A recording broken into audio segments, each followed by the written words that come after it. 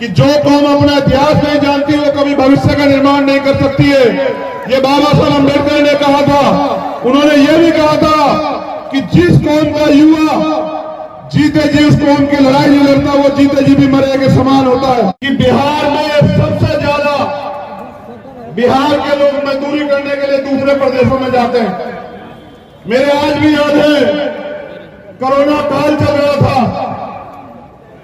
और सबसे ज्यादा बिहार के लोग वहां से पलायन करके आए।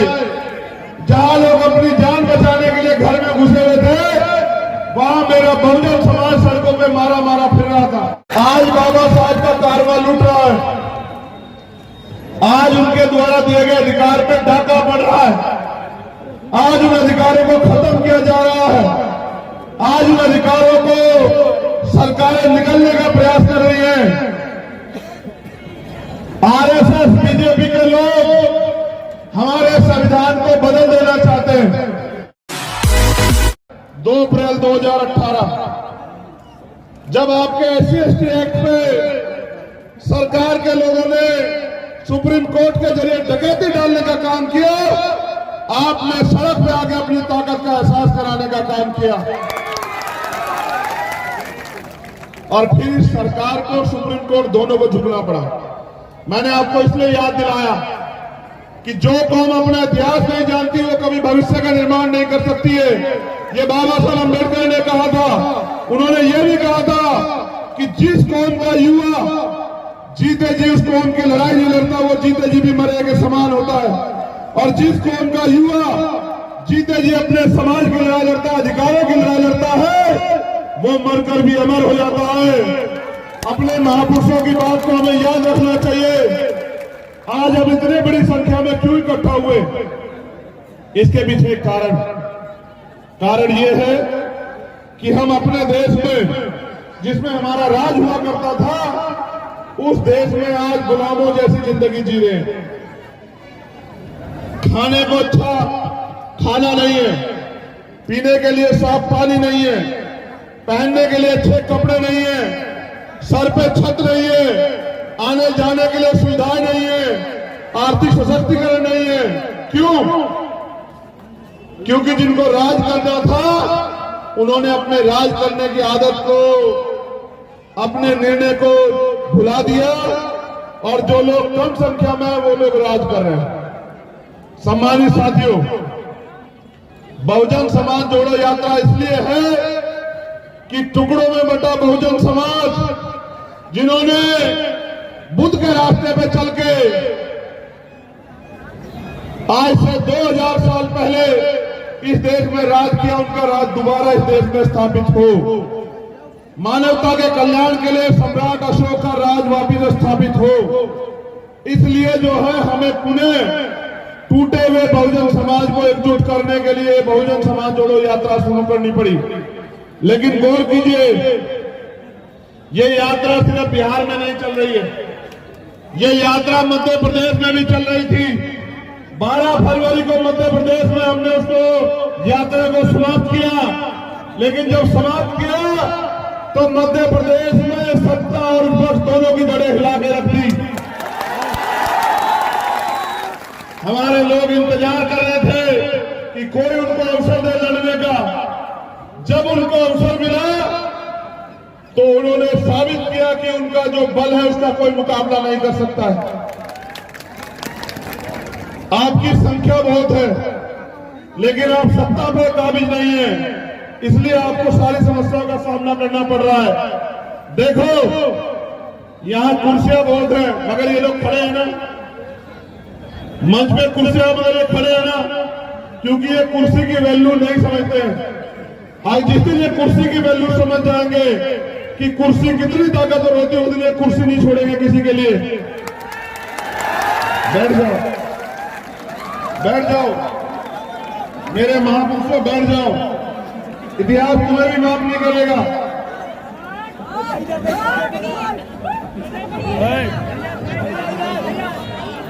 मैंने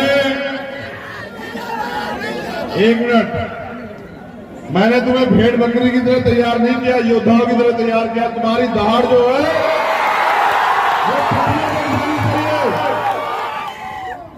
तुम्हारी दहाड़ पटना तक जानी चाहिए। मैंने भेड़ बकरी की तरह तैयार नहीं किया, खून से सींचा इस आंदोलन को।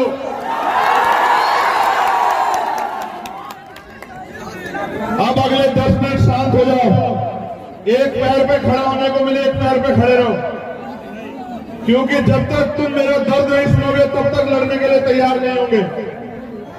दर्द यह है कि बिहार में सबसे ज्यादा बिहार के लोग मजदूरी करने के लिए दूसरे प्रदेशों में जाते हैं। मेरे आज भी याद है, कोरोना काल चल रहा था और सबसे ज्यादा बिहार के लोग बाहर से पलायन करके आए। जहां लोग अपनी जान बचाने के लिए घर में घुसे हुए थे, वहां मेरा बहुजन समाज सड़कों पे मारा मारा फिर रहा था। कहीं ट्रेन के आगे मरा, कहीं कहीं और मरा, कहीं पुलिस की लाठियां खाई, कहीं से पैदल निकला, कहीं से बहन ज्योति पासवान अपने पिताजी को साइकिल पर बैठ कर निकलती है। जो बिहार की धरती हमेशा क्रांति को जन्म देती है, उस बिहार की धरती के साथ ये अन्याय क्यों? मैं जब निकला बनारस से, हजारों हजारों लोग सड़क पे मुझे मिले। उनकी आंखें जब मैं देखता हूं, वो मेरी माँ बहनें, मेरे बुजुर्ग, मेरे नौजवान साथी, उनकी आंखों में मैं एक उम्मीद देखता हूं। वो उम्मीद ये है कि भीम आर्मी आजाद समाज पार्टी के जरिए आने वाले कल में इस कमजोर शोषित वर्ग के लोगों को उनके हक अधिकार मिलेंगे और स्वाभिमान सम्मान का जीवन जीने का अवसर प्राप्त होगा। बुजुर्ग लोग 4-4 घंटे में धूप में माला लेके खड़े थे। मैं उनसे कहता हूं कि मैंने संकल्प लिया है, माला तब पहनूंगा जब इस देश में आपका प्राइम मिनिस्टर बन जाएगा, उससे पहले माला नहीं पहनूंगा। मुझे बाबा साहब अम्बेडकर का वो नारा याद है, वो दर्द याद है, वो संघर्ष याद है। उनकी वो आखिरी बात याद है जब वो कहते हैं कि बड़ी मुश्किल से तमाम तरह के अन्याय, जुल्म, जाति आरोप और अपने 4-4 बच्चों की कुर्बानी देके मैं आपके लिए अधिकार अर्जित कर पाया। मैं इस कारवा को यहां तक लेके आ पाया हूं। अगर आप इसको आगे नहीं बढ़ा सकते तो इसको पीछे मत जाने देना मेरे बच्चों। आज बाबा साहब का कारवा लूट रहा है, आज उनके द्वारा दिए गए अधिकार पे डाका पड़ रहा है, आज उन अधिकारों को खत्म किया जा रहा है, आज उन अधिकारों को सरकारें निकलने का प्रयास कर रही हैं। आरएसएस, बीजेपी के लोग हमारे संविधान को बदल देना चाहते हैं, वो मनुस्मृति लागू करना चाहते हैं। उनको लगता है कि उनका मुकाबला कोई नहीं कर सकता।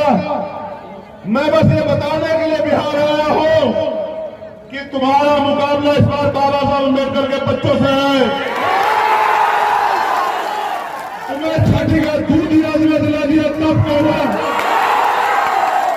तुम संविधान बदलने की बात करते, तुम्हारा इतिहास भूगोल से बदल के रख देंगे। मेरी बात को याद रखना। देखो, सारे सरकारी डिपार्टमेंट बेच रही है सरकार, बैकलॉग नहीं भरती है, गरीब पढ़े लिखे नौजवान सड़कों पे सुसाइड कर रहे हैं, रोजगार नहीं दे रही है, महंगाई नहीं खत्म कर रही है, हक की आवाज उठाने पे लाठी से पीटती है, आंदोलन करने पे मुकदमा लगाती है, जेल भेजती है। मगर मैंने कहा कि हम लोग जेल और मुकदमों से नहीं डरते। हम भारत में तीसरी आजादी की लड़ाई लड़ रहे हैं।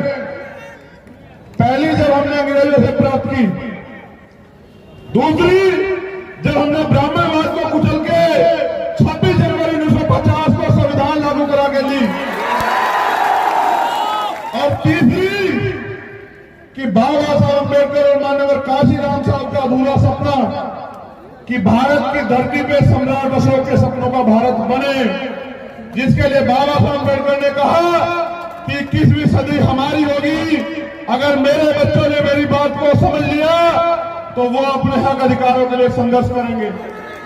नौजवान साथियों, मैं सम्मानित बुजुर्गों से नहीं कुछ कहना चाहता। वो अपनी जिंदगी में तमाम तरह के अपमान, अन्याय, जुल्म जाति से आगे लड़ते रहे। आज भार हमारे कंधों पे है, मेरे और आप सबके। आज मैं बुजुर्गों को नहीं कह सकता कि आप मैदान में आओ। आज तो मैं आपको कहने के लिए आया हूं कि मैदान सज गया है। इतिहास आपका इंतजार करेगा। 6 मार्च को पटना में वो सैलाब आना चाहिए कि पटना की धरती से दिल्ली तक खबर चली जाए कि अब बिहार से क्रांति जो उठने वाली है उसको कोई रोक नहीं सकता।